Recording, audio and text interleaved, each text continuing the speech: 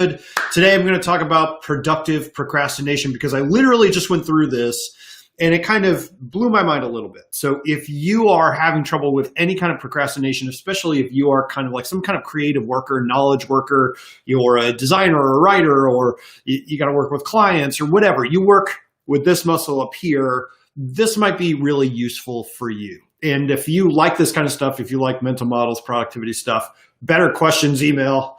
BetterQuestionsEmail.com is the place to be. I send out one email a week and people seem to like it. Let's talk about productive procrastination because this really blew my mind, right?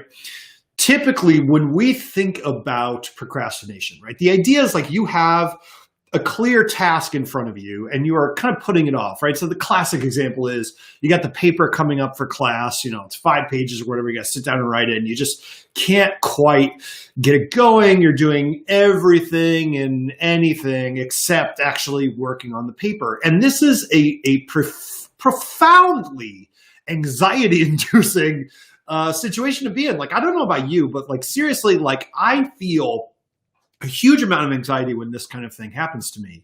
And the tendency is to fight through it, right? Like this is the metaphor we have. It's like, okay, procrastination is an obstacle. It's like a brick wall in front of you and you got to smash through it, right? And you got to get through it and go get the thing done.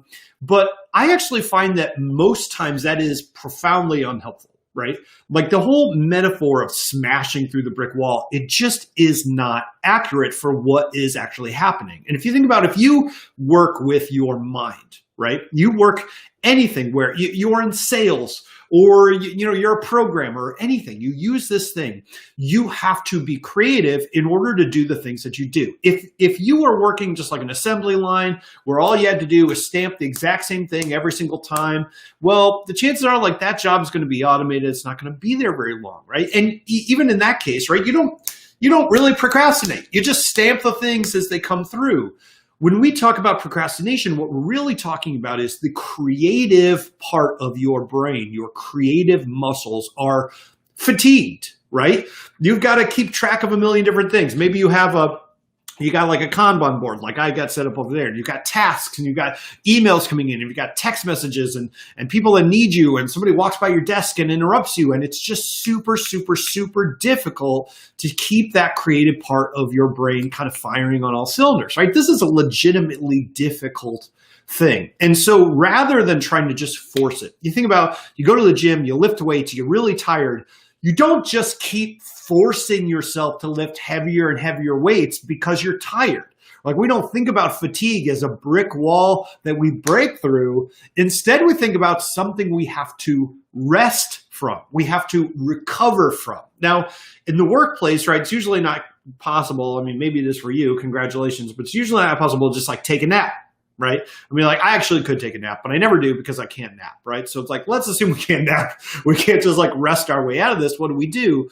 I actually find the most valuable thing is what I call productive procrastination, right? It is this idea that you go and do something else that isn't work, but is creative. Right? So for me, this is music, right? If I'm working on work stuff, I'm working on my agency or my coaching program, or I'm working on an email for Better Questions, right?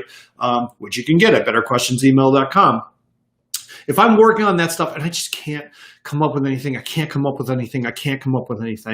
the best thing for me to do is take a break and go work on music. Because music doesn't feel like work, but it is creative.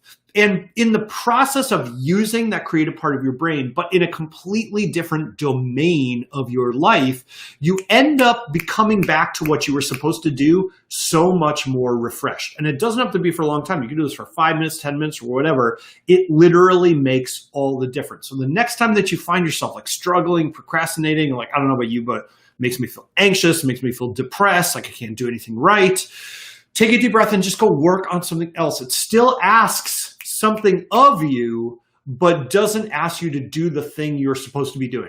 And what you end up finding is that not only are you more productive on the actual stuff you're supposed to be working on, but then you have this whole other part of your life where you're being creative and you're productive over there too. So if you're having trouble writing, go make music, whatever that is for you. And if you're having trouble making music, go write and see how productive procrastination works for you. I hope that makes sense. I hope you like this setup thing. Let me know. Leave me a comment. I would love to hear from you. And this is your pal, Dan Barrett. I'll be talking to you soon. Cheers.